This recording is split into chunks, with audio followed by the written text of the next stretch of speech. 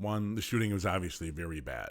First shot, partner was in the line of fire. Second shot, as the offender, who is not an imminent physical threat to anyone, is fleeing up the escalator. She shoots up an escalator at an L station.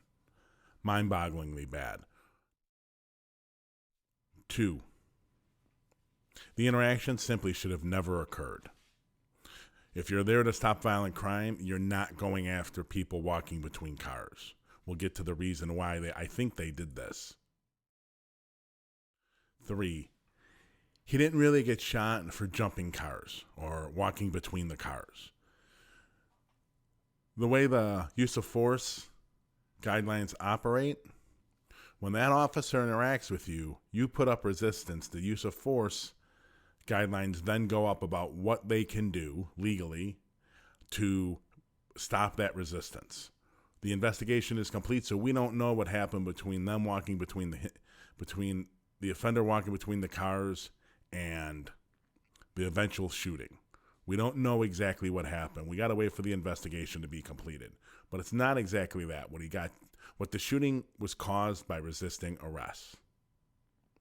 That's why he was shot. Now, the shooting should have never happened, but that's exactly why it did. It's not exactly 100% correct to say he got shot for jumping between cars. He didn't walk between cars and they shot him right away. There's a gap there. We have to find out what happened in that gap. It's very important. The bottom line is the interaction should have never happened. Point 4, is the training in the Chicago Police Department really this bad? These officers were 2 years out of the academy. These aren't officers that have been on the street 15 years, riding desk, and haven't had the follow-up training, which we know has been a problem in the CPD. These people have been on the street 2 years, and this is what happens.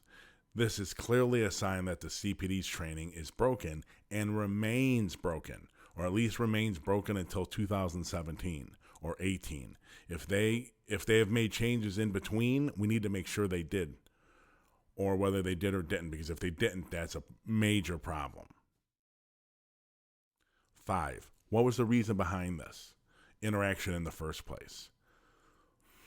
We have to wait for the investigation to be complete, but my theory right now, and what I've heard from officers and officials in the department and experts, is this was about generating activity. So I've seen in depositions it called humper activity. This is about police officers having to go back at the end of their day and report their activity. They have to show that they did something, right, that they were actually policing.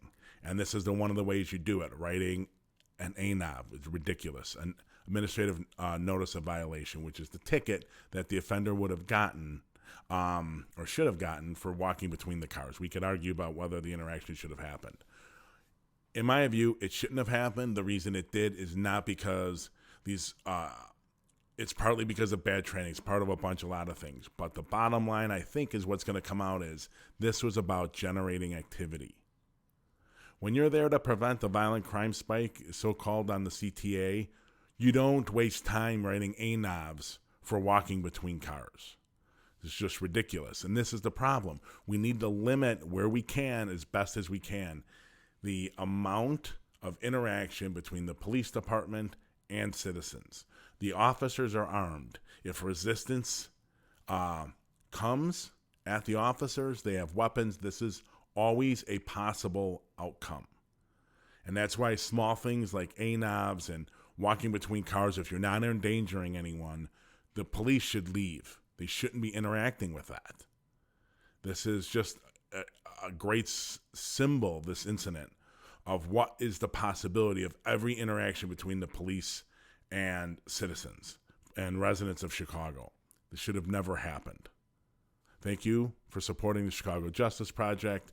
You can follow us on Twitter and Facebook. You can also go to our YouTube channel for more videos of these and new videos from new podcasts we're starting. And also, if you want to support us further in our transparency efforts, support us at our Patreon campaign.